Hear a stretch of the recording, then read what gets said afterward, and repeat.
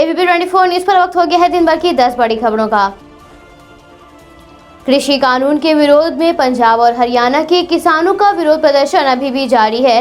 किसान बड़ी संख्या में दिल्ली चलो मार्च निकाल रहे हैं। हालांकि किसानों के मार्च के मद्देनजर सीमा पर भारी पुलिस बल तैनात कर दिया गया है। किसान यहां रात भर बैठे रहे और शुक्रवार सुबह से ही नारेबाजी कर रहे हैं। सिंधु बॉर्डर पर किसानों को भगाने के लिए पुलिस ने आज सुबह आंसू गैस के गोलों का इस्तेमाल किया। दूसरी तरफ पंजाब के किसानों का एक समूह बहादुरगढ़ पहुंच गया है। प्राप्त जानकारी के अनुसार किसानों को दिल्ली की सीमा में प्रवेश करने से रोकने के लिए सिंधु बॉर्डर पर कड़ी सुरक्षा लगाई गई है। एक किसान ने कहा कि हम शांतिपूर्ण ढंग से प्रदर्शन कर रहे हैं और हम इसे जारी रखेंगे। हम शांतिपूर्वक प्रदर्शन करते हुए दिल्ली में प्रवेश करेंगे। लोकतंत्र में हर किसी को प्रदर्शन करने की अनुमति होनी चाहिए। स्वराज इंडिया के राष्ट्रीय अध्यक्ष योगेंद्र यादव को गुरुग्राम की पुलिस ने गिरफ्तार कर लिया है। योगेंद्र यादव किसानों के साथ दिल्ली की ओर कूच कर रहे थे। उनके साथ 50 से भी ज्यादा किसानों को पुलिस ने गिरफ्तार किया है।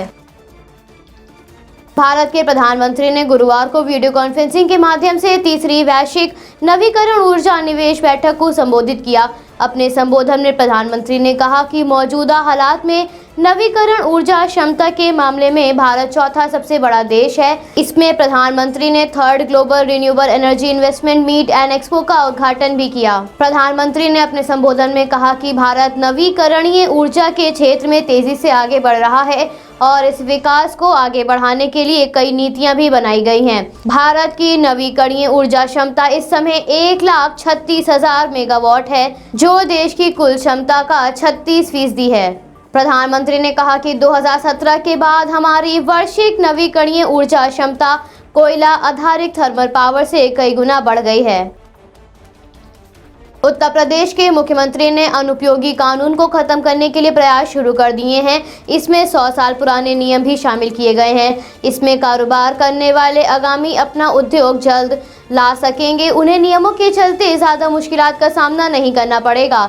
हालांकि आम जनता को भी नियम कम होने से राहत मिलने की आशंका जताई जा रही है। ये प्रयास मोदी सरकार के दिशा निर्देशों पर किए जा रहे हैं। खाद्य एवं रसद विभाग से भी कई तरह की नियमावली को लिया जा सकता है।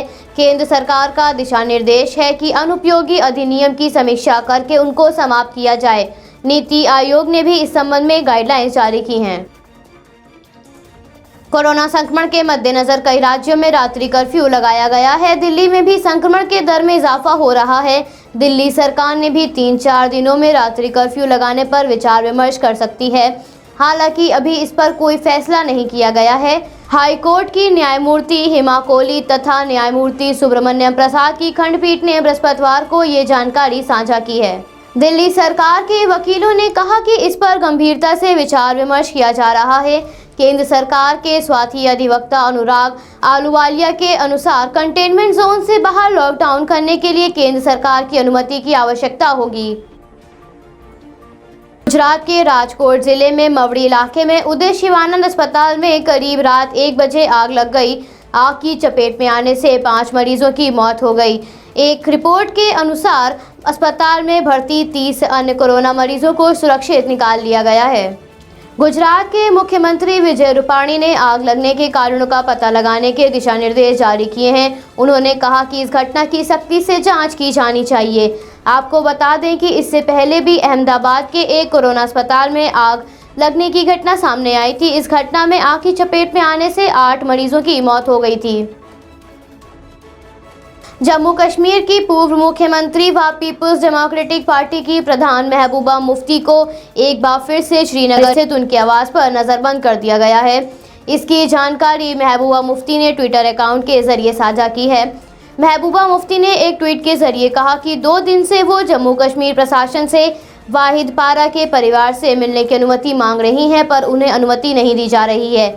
इसके साथ ही उन्होंने पत्रकारों को सूचना देते हुए कहा है कि वो आज दोपहर 3 बजे अपने घर पर प्रेस वार्ता आयोजित कर रही हैं, जिसमें वो विभिन्न मुद्दों के बारे में वार्ता करेंगी। इस प्रेस वार्ता में पत्रकारों को महबूबा मुफ्ती ने आमंत्रित किया है। आज शुक्रवार सुबह महबूबा मुफ्ती जब अपने घर से बाहर निकली तो उनके घर के बाहर तैनात सुरक्षा कर्मियों ने उन्हें बाहर जाने की अनुमति नहीं दी।